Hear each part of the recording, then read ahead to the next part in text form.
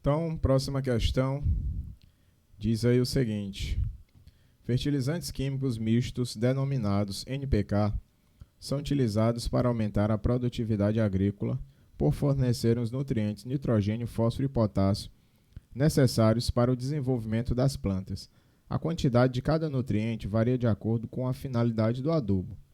Um determinado adubo NPK possui em sua composição as seguintes substâncias: nitrato de amônio, ureia, nitrato de potássio, fosfato de sódio e cloreto de potássio.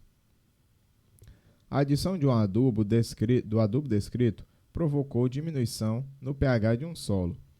Considerando o caráter ácido básico das substâncias constituintes desse adubo, a diminuição do pH do solo deve ser atribuída à presença no adubo de uma quantidade significativa de. Então ele está dizendo aí o quê? Está dizendo que quando adicionou esse adubo, o pH sofreu aí uma queda, certo? Então o pH sofreu uma queda. Se você analisar,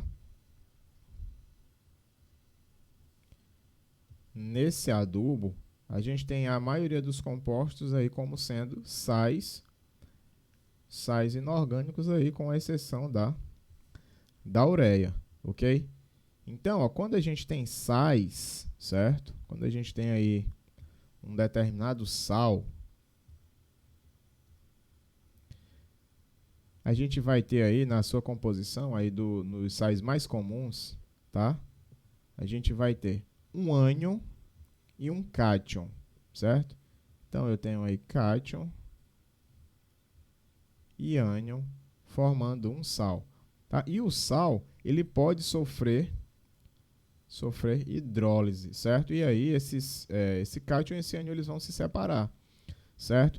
Na separação, após essa hidrólise, o que é que vai acontecer? Eu vou ter eles aqui separados, e a partir desses íons separados, a gente pode analisar o que é que vai acontecer com cada um desses íons, tá?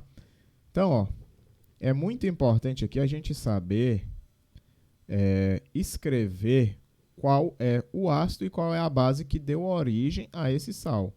Então, se eu tenho o sal, composto aqui por um cátion e um ânion, nesse cátion eu vou adicionar hidroxilas, tá?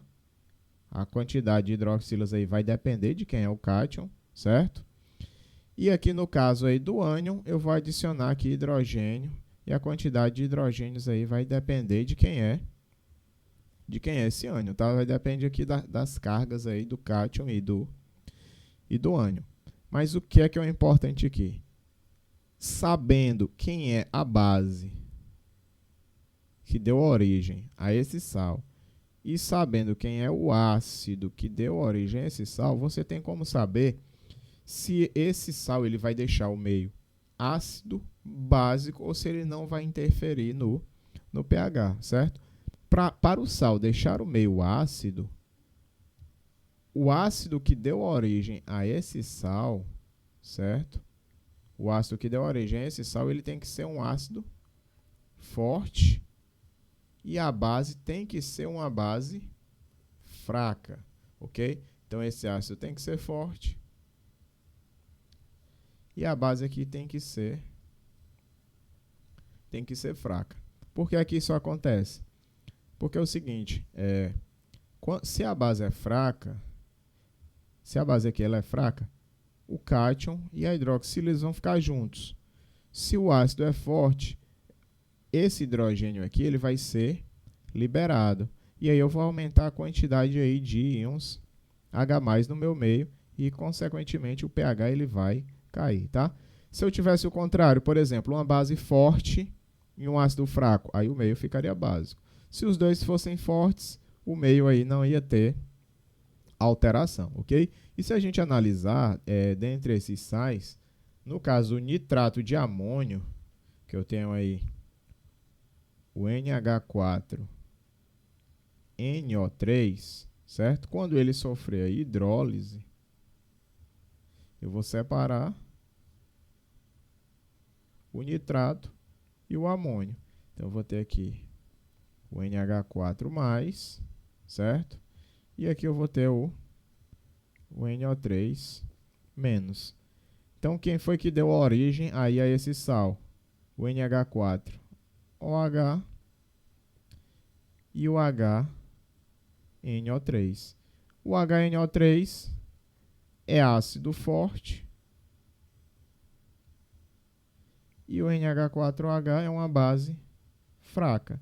Exatamente é o que nós estamos querendo para a diminuição do pH. Então, o nitrato de amônio é a nossa resposta, ok? Aí na letra C. Esse raciocínio vocês podem depois estar fazendo aí para os demais e estar analisando como é que o meio vai ficar, ok?